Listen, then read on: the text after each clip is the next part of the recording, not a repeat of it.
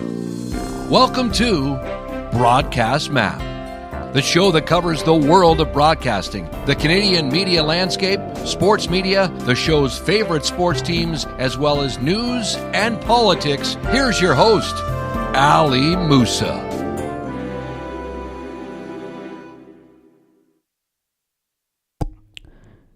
Good afternoon. On Friday, July 18th, 2025. Where's the month of July gone here? And I am joined here by Amanda Shekarchi. Now, I hope I said that right. Yeah, you got it. Yeah, I had to make sure I didn't butcher it, or, Yeah, I wonder, where's the month of July gone? I can't believe we're already at July 18th. Thank you so much for having me. Yeah, no, it's wild. The summer is really going by super quickly. But yeah, it's been really, really fun. Lots of cool projects that I've been kind of working on. So yeah, I'm excited to get into all of those. Absolutely. You know what? I want to start with share. How did your love for broadcasting begin? Did you grow up listening to the radio at night, or what's your story? It's an interesting story because my first love is music. I started playing piano and singing from a young age, and because of my love for music, I would listen to the radio a lot. Shows when I was little, I'd love to catch Ryan Seacrest's American Top 40 and see what songs are really trending at the time. And I never really realized that radio was something I wanted to pursue until getting into university. I went to Ryerson, now Toronto Metropolitan University, and I actually started off as a psych major because I didn't know about the media production program. And I was talking to someone and she's like, "What did you do this summer?" I was like, "Well, I actually been working on a song." She's like, "Wait, you like media? You need to check out our program, our media production program." So I applied, I got waitlisted, and I applied again and got in. But all that to say that when I started taking broadcast classes, I was I love connecting with people. I love being on air. And I think radio is such a unique platform, and with podcasting as well, that you can tell stories in a traditional way, but there's also room to kind of be creative and push the boundaries when it comes to storytelling. So I feel like I already always had that connection with radio, but I never really knew what it was later in life. It's kind of an interesting cycle, isn't it, though? Because, see, when you kind of have the idea or know what that, radio was something, or I should say broadcasting now, that you had the passion for it at such a young age, and then it's when it came time to actually get into a program, it's one of those things where it's kind of interesting too how that sort of turns out. And also too, what about your thoughts on you bring on a lot of these broadcasting programs, journalism programs, all kind of a lot of them are shutting down now. What are your thoughts on that? Honestly, it's a so shame. sad. To be honest, it's really such a shame because especially now, we really need people to take media to the next level. And, it's a creative outlet. Lots of the time when I was in school, I didn't feel like I was doing work. I felt like I was doing something I genuinely enjoyed because I just love storytelling. If it's through music, if it's through radio, if it's through the people I meet when I'm interviewing a lot of emerging artists, I think this is a form that really needs to be fostered. If it's hard journalism or arts and entertainment, I feel like there's a niche for everyone to find themselves, and these types of programs really give you the skills you need to explore who you are as a broadcaster and find your voice. I got the unique opportunity in my last year of university to do an internship with CBC. I worked on the show Day 6, and I got a chance to produce a piece for them on why eye creams are more expensive than facial moisturizers. So that was kind of fun. And like it was through the RTA program that I heard about this CBC internship. So these hands-on programs are a must. And I think too, because those kinds of opportunities now have become less and less. I feel like there still has to be, in some way, a way for people who still have the enthusiasm to to get in, like to have to be given that opportunity.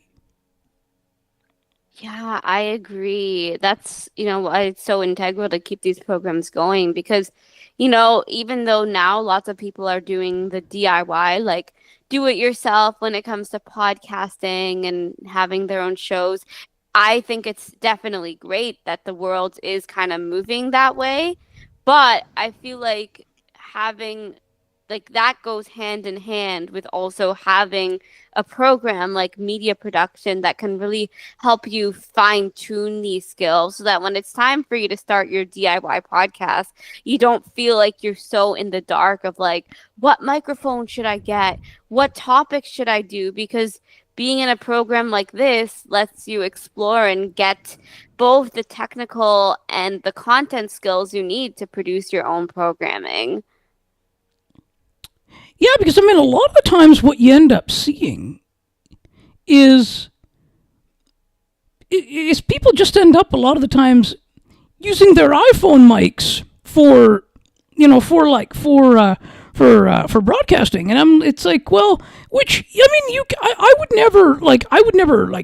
never fault somebody for that, but I think that if you have some kind of a mic that you can sort of where you're able to kind of get like to sort of use it to build your craft, then you've got something really good going then. I totally agree. And I think there's a lot of resources out there that really can recommend some good microphones. Like there's a lot of like podcast blogs out there that have that type of information. So I definitely think it's worth looking into. Yeah. Yes. Exactly. And we should also I want to also ask you what are your thoughts now on AI kind of replacing starting to replace the on-air talent? I think it's a combination. My mindset on AI is use it as a tool to help brainstorm, get those creative ideas going. But ultimately, it's up to you to bring the personality into the piece, to bring the character, because us as humans, we can go way beyond what AI can do, because AI is only really able to do what it's trained to do. But we, as human beings, we have this natural passion, we have emotion, we have a way of presenting content that is unique and creative that can't be replicated by AI. However, let's say I'm working on a script and I have this one sentence and I don't really know how to phrase it. Maybe I would use AI for an idea of how to word something, but I definitely think that we still need human broadcasters out there because we have this deep take on whatever we're covering that cannot be achieved through AI. We do, yes. And also, I see it this way, that AI, there is all that, there is misconception about it. It's gonna replace jobs. Well, it's not necessarily going to replace jobs, but it's going to be used. Whereas if you don't use it if one doesn't use it in their current sort of roles in some ways, they're going to fall behind. So it has to be used in conjunction with, as you just said there, with the on-air side with the with the human on air talent. Definitely, definitely. I agree with that 100%.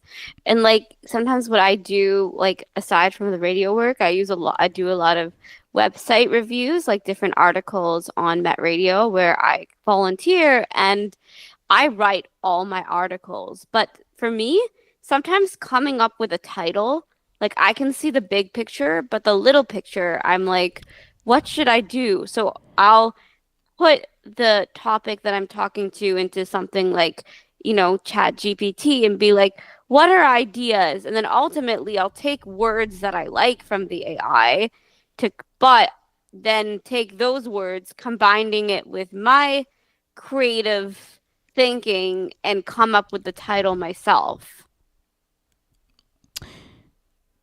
Yeah, and that's really the way that it should be used. And of course, I mean, with every piece of technology, there's this whole like there are people that are using it in ways that it shouldn't be used. Mhm. Yeah, I've definitely people are kind of using it where it's like a tool to kind of do everything, but And the there's scammers too. definitely a balance between using it to brainstorm and to idea build versus using it to take over the work. Because, like as I said, there's nothing better than the human touch. Like as Yeah. good as AI is, it's not as good as we are because we have a deeper way of thinking. Oh yeah, exactly. Yep. And the scammers are using it too. Mm-hmm. Yeah. Yeah, and now you just mentioned. Can you tell us what net radio is? Yeah, so Met Radio is the campus community radio station of like Ryerson University, Toronto Metropolitan University now. Still need to get used to calling it that because when I started it was still Ryerson, but essentially that our station has a lot of different types of programming. My main role is helping with the music show that we host. It's a collective show called Met 30, where I'll play some tracks from albums that have been on our station charts for the past week, but also played on campus community stations across Canada. So I'd play the highlights there, but then I'd also kind of choose songs that I've been into listening, and I get to share a lot of interviews that I do with emerging artists because I've talked to people like Jennifer Castle, Eliza Niemi, Madeline Roger, who are all amazing upcoming talent and get to really showcase their journeys and talk about festivals that I've been to, like North by Northeast and Departure, formerly known as Canadian Music Week. So there's lots of great opportunities on the show, and then getting to do all the interviews and covering events and reviewing for the website. And I'm also blind, so being at the station, I've been also able to help a lot with accessibility when it comes to things like I put Braille on the doorways and on our mixing console so that when other people like me walk into the spaces, they have easy way of accessing it. And the team has been super amazing there, really making me feel so welcome and taking the time to make sure that I have the resources that I need to succeed.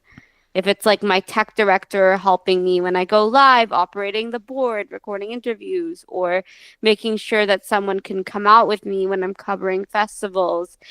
It's just been such a fantastic space, and I've really passionate about the work I've been doing there and just really passionate that the team wants to grow along with me and are continuing to provide opportunities for people like me to be able to create meaningful content. And that's what it's all about: creating meaningful content. And and yeah, no, that's a very that's a very good story. And that that they are providing that for that they are kind of they're very inclusive toward that piece of ensuring that you have what you need. Definitely. From day one, the team have been so welcoming and They always keep telling me, if you need anything, just let us know. Let us know what we can do to make the space better. Like they always want to learn. And I think that's the most important, where it's like they see me and they appreciate what I do. So they want to continue being able to help me and others find our voices in this space. Because we all have a story to tell. This is all about storytelling, and we all have a story to tell. Agreed. Now, you also have had a number of good experiences at Accessible Media Inc. Are you able to share some of that with us? Definitely. So, for those of you who don't know, AMI, Accessible Media Incorporated, is a wonderful organization that really eh, provides a space for people with disabilities to create content, whether it be in front of the camera, behind the scenes, through AMI audio with their podcasts. It really allowed me to grow, and it was such a pivotal point of my career so far because so earlier I mentioned the CBC internship. So right after that was done, I started working with AMI first as an apprentice, working on content development. So essentially coming up with a pitch for a potential show that I think could work for AMI content. And from there, my boss there, who was a real mentor, she saw my passion and connected me with the team at Now with Dave Brown, which was a former live show which talked about different areas like sports, music, technology, entertainment, but through like a disability perspective. So I got to do the entertainment report and talk about stories like award shows, new releases. My first segment I ever did with Dave in the entertainment segments was I went to the Ed Sheeran concert a couple days before that segment. So we got to recap that back in 2023. And the people there really helped me hone my live presenting skills and made me feel so confident, and both in my writing and presenting and when coming up with ideas, because they really gave you specific feedback that would help you grow. So I think AMI was such a pivotal point for me because they really took the time to teach everyone how they can find themselves in media. Yeah, that's very like you know what it was sort of they played a very important role for you, and that um, and I feel like more of those opportunities should be provided. Definitely. So that's why I think it's great when you have spaces like the CBC, or even on a smaller scale, campus community radio stations that are allowing us to be at the table. I think it's really important that are starting to see that more and more than we used to. Yeah, I think we still have a long way to go in providing these types of opportunities, but it's always refreshing to be able to have them because at CBC as well, after I finished at AMI, I got to be part of the CBC's on-air talent development program for people with disabilities, and I got to create a 1 hour documentary called Playing by Ear, which spotlights blind and low vision musicians and how to find success in music, which is really cool because I got to talk to people like blind rapper Matt Mack or Lachi, who was the founder of Ramp. So, recording artists and music professionals with disabilities about the industry, and also get to share my own passion for music. So, to have a space to be able to share my story and other people within the community was really important for me and very impactful. What are some of your favorite like? What are maybe a couple of your favorite songs? You like "Perfect" by Ed Sheeran? Oh, that one is such a classic. I love that Ed Sheeran song. He is just such an amazing writer. I think he's one of the best writers in our generation because especially like you can hear the way that he describes things is very specific. And he even does that in some of the more kind of electronic songs, like Shape of You. That's an amazing song because the lyrics are really catchy, but also really descriptive. So I definitely would say Ed Sheeran was and still is a big influence for me. But then when I started at Met Radio, I got exposed to all different types of genres and artists that I wouldn't have discovered otherwise. So now I feel like I have such an expansive music range. So lots of indie artists that I've been enjoying. So Bukola, her EP, The Confessions of an Antisocial Butterfly. I love that one because it's literally the soundtrack for people who are in their mid 20s, but even afterwards, just trying to figure themselves out. I love artists like Jennifer Castle and Merv Gotti and lots of amazing people that I've gotten a chance to either work with or just been a fan of their music. Wow, that's like yeah, you have a lot like you're very enthusiastic about music, and you know what, and you know what, that's honestly really it's very good and remarkable. So now tell us a little bit more about your music sort of background. Are you you also, I believe you also sing, you mentioned? I do, yeah. So from a really young age, I've kind of had that passion for music. I also have perfect pitch. So like if I hear a song, I'd be able to figure it out on the piano right away after like not even needing to hear it too many times.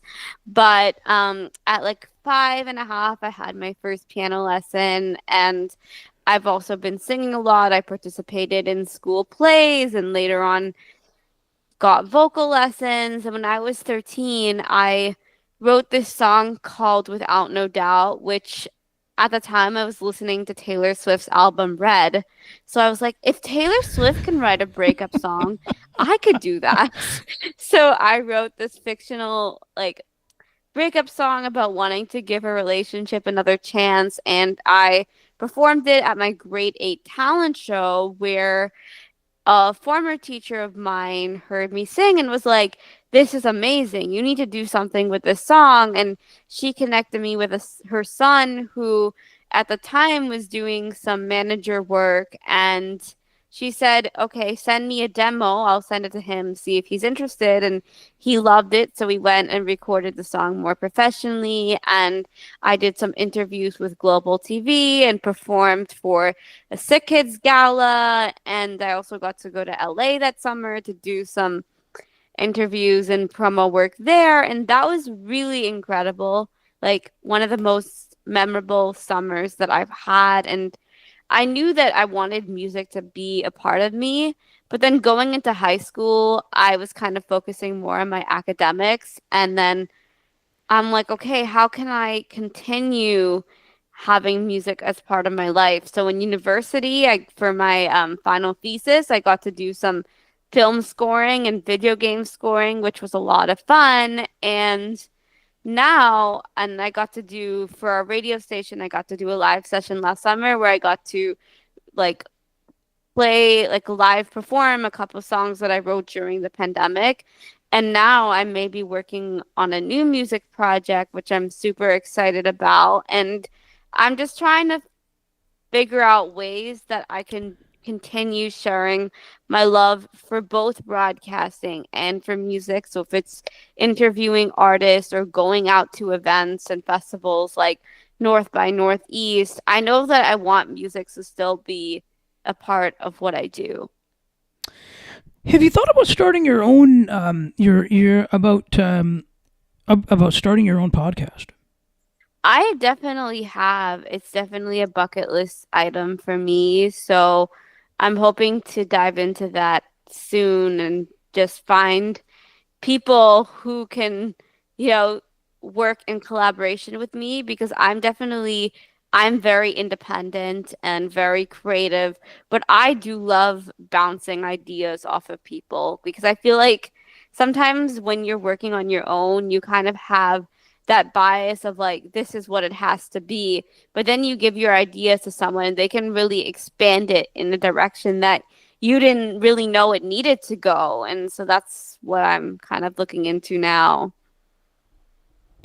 Yeah, absolutely. No, absolutely, and also I'd be more than happy to answer some questions as well if you if you have when you start or whatever you have any podcasting questions, let me know. Yeah, I actually we can definitely talk about this off air because I do have some ideas of things I want to do. Oh So yeah, certainly, yeah, absolutely. Yeah, we can certainly awesome, talk about that. And awesome. yeah, so like now, do you still play the do you still play the piano? I do, yes. I definitely try to practice whenever I can because not only is it helping me hone in my skills, but for me, it's a form of relaxation after a long day to go to the piano and either write a song or just cover a song that I like. Because, like, singing, they say a lot how, like, art is therapy and music is therapy. So, to me, it's really a form of relaxation and really a time for me to be creative with myself. You know what I mean? Because, lots of times the creative the creative stuff I'm doing is kind of prepping for other segments that I'm doing, which is really, really fun. But then with music, I really get to figure out what it is I want to talk about, what it is I'm feeling passionate about, and being able to share if it's taking a book I'm inspired by and writing based off of characters or themes or writing based off of a TV show. Like music is my time to really get to do my own form of storytelling.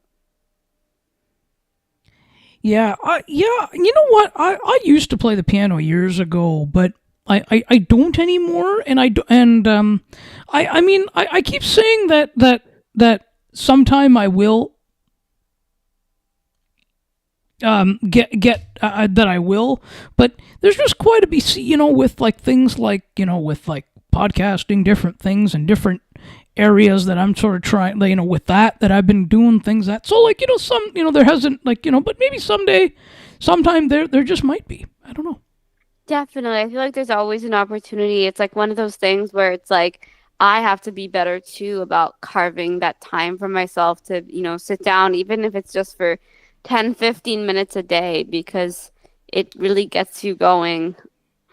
But yeah, I feel like it's like we're always running around doing something, working on this or that project. But I think something that helps me too is actually a couple people I know from AMI. We've done a couple jam sessions, and it's been nice to play music with other people because it helps get that passion going. Or I'd go to an event and I'd hear wonderful musicians performing, and I'm like, well, what if that can be me again? So just, I feel like if you're in opportunities where you are surrounded by music, it'll definitely influence the creativity. Yeah, no, I agree with that. Yeah, and I think that could be the same thing could be said for anything, like even broadcasting.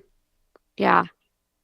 It's like one of those things where it's like if you put your mind to it and you get that extra push to do it, you're going to do it because it's something you love or it's something it's important to get back to. So you have to find a way to fill your baskets while giving yourself the time you need to get all those activities done and the things that make you feel good. Like even things like I'm a big believer in working out and carving time for that with my busy schedule. Yeah, I do want to sort of circle back to. I want to kind of circle back to media a little bit here. With the fact now that we're seeing that we're seeing a lot of radio stations, especially like in smaller markets, being owned by, being bought out by smaller owners. Is that something that do you feel sort of that it's starting to kind of in those types of situations kind of go back to its roots a bit from the telcos taking over, and then kind of now we're sort of seeing a bit of a thing. You'll remember the Bell Media cuts a couple of years ago. Oh yes, and that was they wild. divested several stations. Hmm. I think from a content standpoint, I think we are starting to see the shift where, you know, radio is becoming this tool that is so accessible. It's not just the thing you listen to when you're in the car because you have the online streams and you have the apps to listen to it. So I think there's a resurgence in that way because it's become a portable medium. Um, and when it comes to kind of ownership, like to me, and it was definitely wild to hear about these cuts, but I think that if we can come up with a model to kind of, come back from this and, give more people opportunities, I think we can make radio an even bigger platform. See, I think what's happened is that I think what they could have what media really should have done and could have done is when the internet came along is they could have been faster to react and adapt to that. And I think that and I felt that because they continued to do things in the way that it was always being done, they sort of then now to catch up, it's legacy media has had a hard time catching up, Yeah, and it and still like there's continues to. oh sorry. No, go ahead. It still continues to. Yeah, and I feel like there's this debate now where it's like, oh, is radio a dying art form? But it really isn't because we are starting, like, now that radio is kind of evolved, I feel like now people are listening to it more because now, like, we have podcasts where you can listen to on your phone, on your computer, and wherever you are. And I think we're starting to see that shift with radio that it's kind of coming alive again. No, I agree with you there. And you know what the big thing today is? YouTube. Yeah, definitely. I think I'm definitely guilty of scrolling on YouTube way longer than I should be. No, I But then allow you that. I see, allow it. like, yeah, but then also what's happening today is that, like, content is getting shorter because of like, things like all their streaming platforms where it's like you see a clip of something, so it's like you tune in for less, So sometimes it's like you get you get these like shorter reels that kind of entice you to listen to like longer radio shows, but sometimes I worry that like bites of content are getting too short and people are, you know, I think there are still people who do listen to long form media, but then there's also like, oh, I just saw this TikTok or Instagram reel. I know what this thing is about. But it's all about the attention span too. That's the other side of it, Mm-hmm. and that's why things are getting shorter. Mm-hmm. Definitely. And like just to be clear, like I don't think that's a bad thing. Like I No, do think that, we all have different attention spans, if it's someone who likes a 1 minute, like the highlight reel or someone who likes to listen to a whole hour interview, I think in a way that is showing how we can adapt. You know what I mean? Because I think there's a way to listen to both, and I think that these shorter reels can help with getting you interested in listening to the whole longer form episode. yeah, I like the long form. I like good conversation. So for me, it's the long form interview. Yeah, definitely. Like I find myself listening to podcasts like Q who have like artists or actors or whatever they're talking about in the pop culture scene and really just sitting down with them for like a good hour and really breaking down their projects. I think that's something I really enjoy listening to because especially when it comes to music, I love the nitty-gritty. I love going deep. Like I literally have like artists who I've interviewed being like, wow, you have such a deep perspective in music, the way you talk about it. So, Yeah. So what about like so did you read I don't know if you're an avid reader, but did you read Music is History by Questlove? I have not read that, but I do read a lot. Especially now with audiobooks, I love I just I like my turning on a Audible. good audiobook and getting immersed in the story. Though I definitely am a huge mystery fan when it comes to reading. That's been my genre of choice a lot recently, or like psychological thrillers, because I just love getting to escape into a fictional world for a bit. Yeah. Hey, I enjoy my Audible, by the way. Yeah, Audible's great. Um, because I feel like these narrators just really help, really bring you into the story. So that's why I think I love audiobooks because they're becoming more interactive too. Like, see, that's another platform that we can talk about where we see how that's evolving to having things like full cast audiobooks and all of that type of stuff. And I think that's one of the beautiful things about media is that it is constantly evolving with the times and it's becoming even more interactive and immersive. Yes, and yeah, and you know what? And Audible has done a really good job of it too, because see, it's not only now Audible is now more than just books too.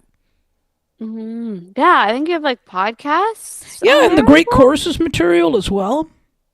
hmm Yeah, yeah, I love Audible. Yeah, and there you yeah, and you know what? Like it's always like see you know, and some of the like they also have like some of the dramatized ones as well. Some of the like I also have been reading Daisy Jones and the Six, Oh, and that's a yes, yeah, it has different narrators, and they're like I it was a love really good. that. It was like a performance of the book. I love that. Yeah, so I actually I haven't read the books, but I did watch the TV show, and I think it was a really interesting glimpse of like really showing behind the glamour of the industry, what goes on behind the closed doors, and I enjoyed kind of that take of it. So yeah, I really enjoyed watching the show, and I'm sure the book was a very unique experience. Yeah, yeah, it's always yeah, very yeah, it's yeah, always fun. Now, speaking of which, maybe it's almost promotion. It's promotion time here. Now, we just mentioned books here, and I know, and you like your books, Amanda. Well, I also do a couple of part of the Broadcast Map Network. I do a couple of shows on books. I love that. Like book clubs, those are always so fun. Yes, so there are two. So there is Ali and McCara's books, which goes live every Monday, usually at 4 p.m. Eastern, which and also is podcasted. And also, although the next one is actually coming up on Thursday, July 24th, and where it will be books on vacation. Like we can read any books, we're reading any books that we felt like on this week off of the show, and that is the two of us hosting it. It's hosted by myself and McCara, as well as next Friday, July 25th, is the monthly books panel, which also where we will be discussing, which is a panel of actually it's a panel of five of us, where we will talk about Andrew Lawton's book, Pierre Polyev, A Political Life. So it'll be about his political life. Oh, it sounds amazing. Yeah, all these great book content. I love that we're seeing more of those types of book related podcasts. For one of my TMU projects when I was a student, I haven't posted this anywhere, but I did a podcast about audiobooks, which was quite fun. So I got to like talk to an author and narrator about his book. And yeah, I just love seeing all these book contacts. Actually, AMI has a uh book-related Yeah, the book review. podcast called the Audio Book Review. Yeah. Yeah. Yeah, that's hosted. I'm friends with Jacob, who hosts the podcast. Oh yeah, is he still he's still hosting it, right? So yeah. I believe so. Yes, he is. Yes, there we go. Yes, and you know what? Sort of another thing too. I've also felt too that more like more people like in broadcasting and media, and I've said this before, but more people have to be on LinkedIn, because if they're not actively there, there's content, there's stuff they're missing out on. Definitely. I've got LinkedIn like a year ago or so, and I will admit I have to be better at scrolling on there, but I think there's a lot of great content, and there's a lot of tips too about media broadcasting that I've been seeing on LinkedIn. And yeah, I think it's like a good platform to not, it's like you think, oh, LinkedIn is a job platform, but I feel like there's It's become more than that. More than that, because you get to learn from people's experiences and what they've been doing for various outlets, which can be very applicable to what you want to do. Yeah. Like, it's like, it's like some people say, well, LinkedIn, no, I'm not looking for a job. Well, that's fine, but it's more than that. Yeah. So, yeah, so they can find you on X at Amanda's Music. Yeah, Amanda Raya Music, Amanda Raya Music. So that's because when I first started like posting music when I was 13, I decided to use my middle name Raya because I'm like, oh, it'll probably be easier than pronouncing my last name. And then I kind of like after just kind of been now posting everything under just Amanda Shekarchi, but I still use my same Twitter account, and then my Instagram is at Amanda Raya, so Raya official. So yeah, those are like the main platforms if you want to connect with me. Yeah, feel free to reach out on there and check out some of the content that I've been doing. And of course on LinkedIn as well. Yeah, so that's just my first and last name, Amanda Shekarchi. Yeah, sounds good. And it'll all be posted on the website as well. And if you have any trouble, just if you have any trouble, just reach out to me. I'll get you in contact. Yes, I'm always open to connecting with new creators, musicians, podcasters. I love meeting people. So, yeah, feel free to reach out. And thank you so much for having me today on this episode of the Broadcast Map. The Friday show. Yeah. It's the Friday show, yes. And I'm back Monday with, it'll be time for some NHL and hockey writing chat when I will be joined by Liam McGuire. So stick around, too. And the Broadcast Map podcast is part of the Broadcast Map Network.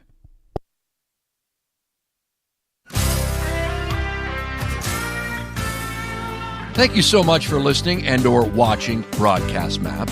To learn more about the show, please visit broadcastmap.ca. While you're there, subscribe to the newsletter so you never miss an update. Besides, it's free. Enter your email address and hit subscribe right on the homepage and at the bottom of all